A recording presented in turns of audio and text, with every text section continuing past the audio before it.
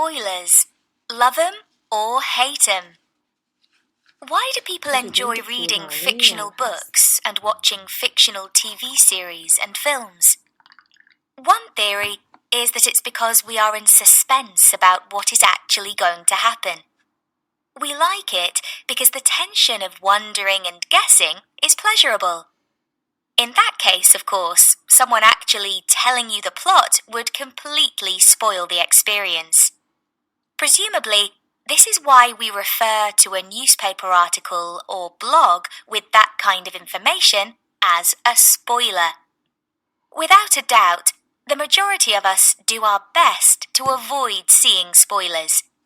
News sites are usually pretty careful to at least signal that there are spoilers coming up in their reviews. And when an important plotline gets spoiled, there's a huge fuss online. But it's also clear that some people actually love reading spoilers. Why, when it's only going to wreck their enjoyment?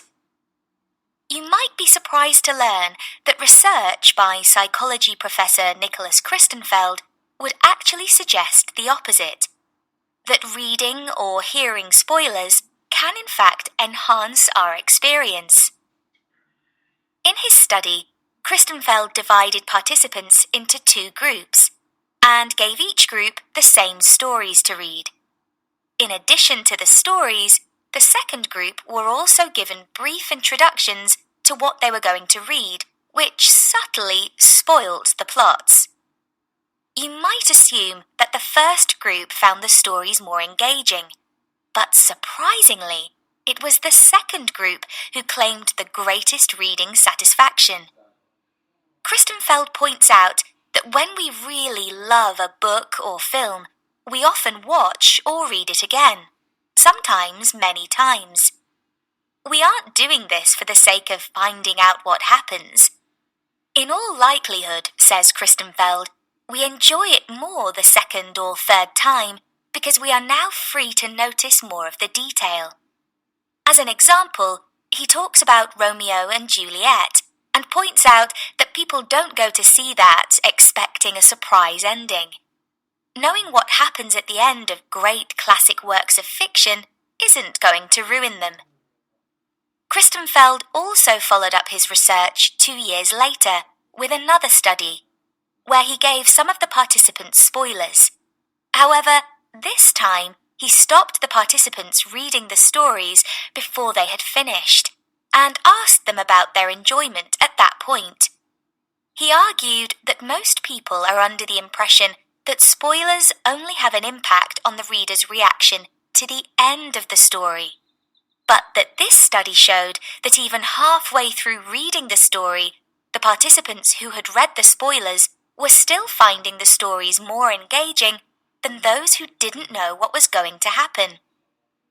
According to Christenfeld, there is plenty of evidence that this fluent processing of information is enjoyable, that some familiarity with a work of art enables you to appreciate it more.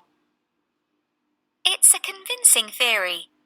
However, a more recent study by Benjamin Johnson, an assistant professor of communication science, actually found that spoilers did negatively affect people's enjoyment. Johnson gave 412 university students several short stories to read which they did not know.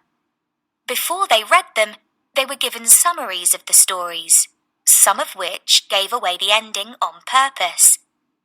Johnson found that, in contrast to Christenfeld's research, the stories that had been spoiled were considered to be less moving and less thought-provoking. It may be that it is a matter of personal preference. Interestingly, Johnson has also carried out research which shows that the kind of people who are so keen to avoid spoilers that they don't look at social media for fear of finding something out by accident tend to have a particular personality type. They like thinking through complex, abstract problems and are very emotionally involved with what they are reading or watching.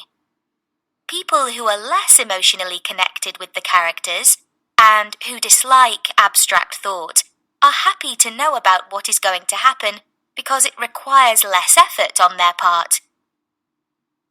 Finally, we should probably take into account how much the internet has changed our viewing habits. Gone are the days when everyone would watch the same thing at the same time and then talk about it at school or work the next day. Now, everyone is watching at different times across the world, and a lot of the discussion is happening in online communities. Maybe discussing spoilers is all part of the fun.